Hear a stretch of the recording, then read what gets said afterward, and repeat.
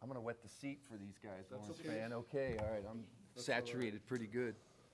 Well, I'll tell you, it was what a game. What a fun and exciting football game to be a part of.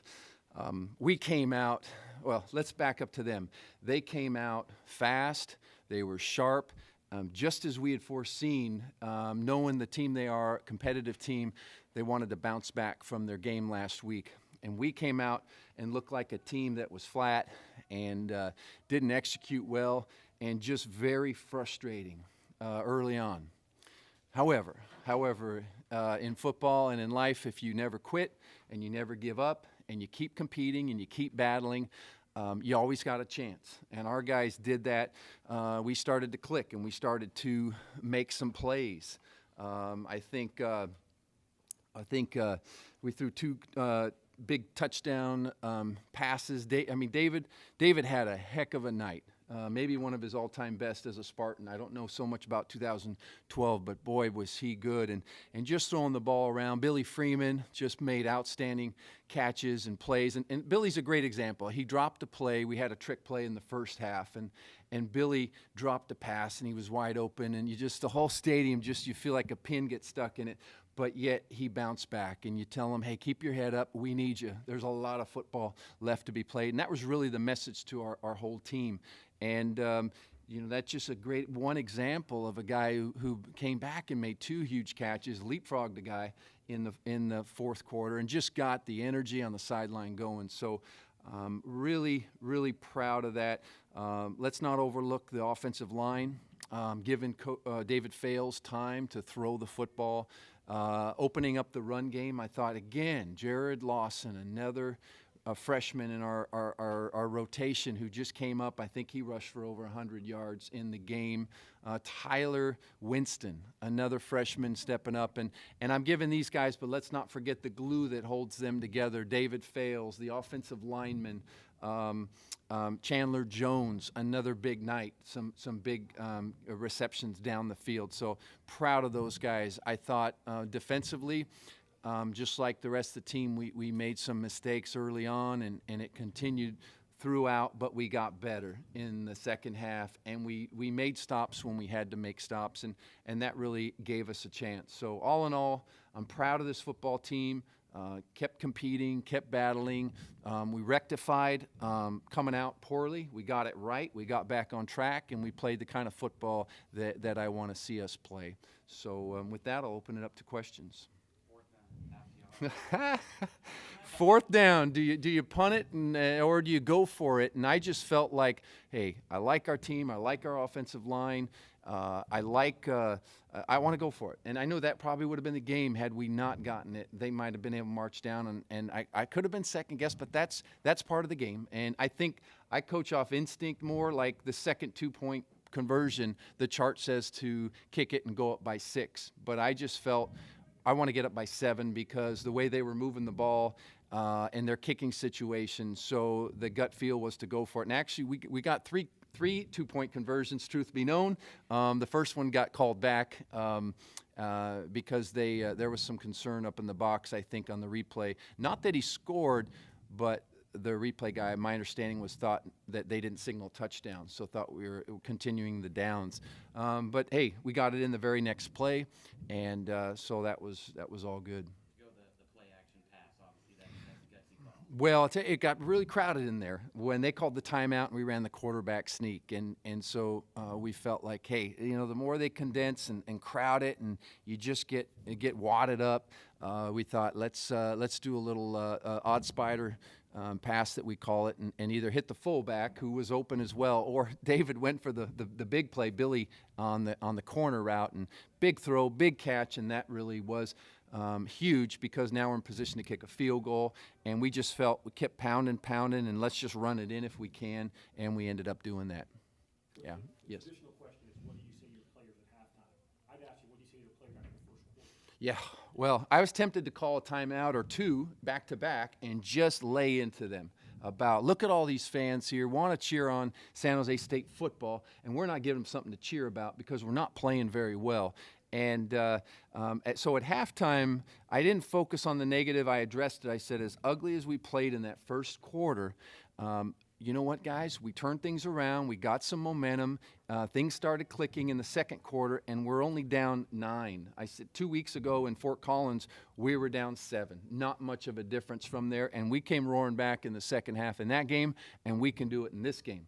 Then we proceed to go out in defense, give up a 90-some yard touchdown. I just thought my words didn't get heard. But after that point, I think we played pretty good football. We made our share of mistakes tonight, and I think we look sloppy in some ways that we have to clean up.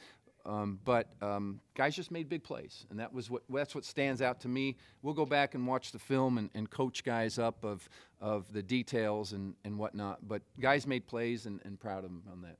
You guys held precedent of -3 yards rushing. Yeah. What was the effort like? That's an outstanding statistic. That guy is a great athlete and maybe one of the best on the field. And to hold him to 3 yards, and we gave up some big runs, don't get me wrong, but to hold that guy in check, and that was one of the keys, to hold him in check. Now, other guys made some big runs, but holding him in check. He's a special athlete and makes them click. And the defense did a pretty good job putting pressure on him and so forth. Yeah. Any other question? What does a win like this do for you guys? It's made a habit of these coming. Yeah. Well, it goes to show you're never out of it.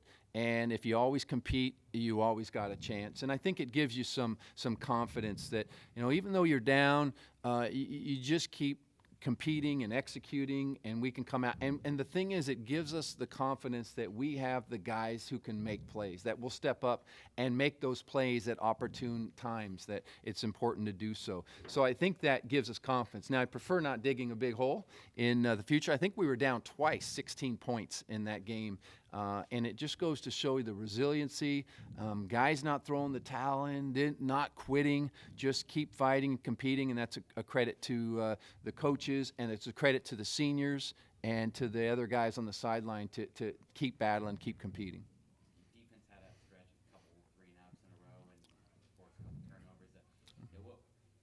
Obviously, when at the end of this game, statistically, it's not going to look like the defense played well, but to have those stretches where they did, what did that do? Yeah, and interesting and ironically, when the defense is getting those 3-and-outs, we're getting some time-consuming drives and eating up the clock, but also making big plays. And I thought the turnover that Deshaun Frierson got was huge momentum, because up to that point, I don't believe there was a turnover in the game, and we scored off that short field position that we got, and that was really advantageous, and that could have been the difference in the football game. That was big.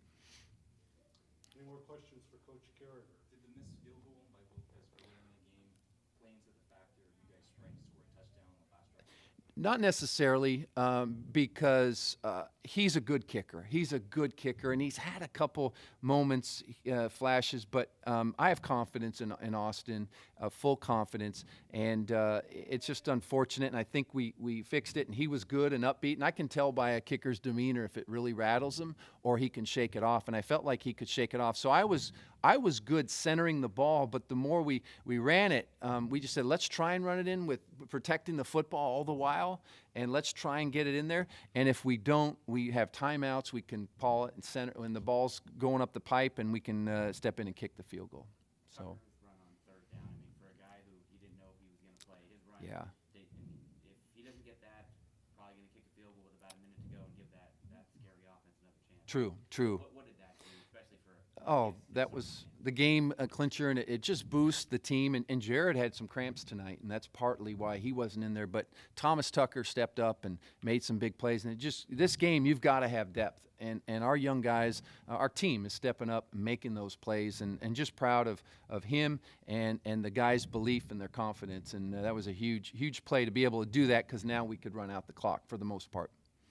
What does this game say for your team's depth? You guys suffered a few injuries in the offense, had a lot of freshmen step up the last 2 weeks, and tonight you had 3 or 4 again.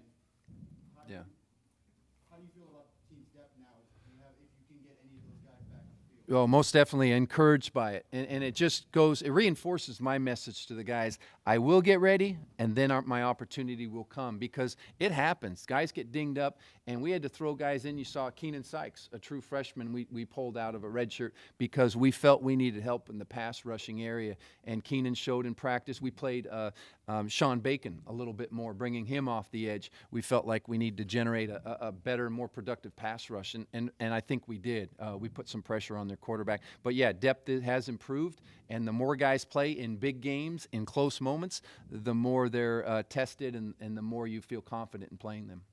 Okay, Coach. Thank you. All right, Chandler Jones will be up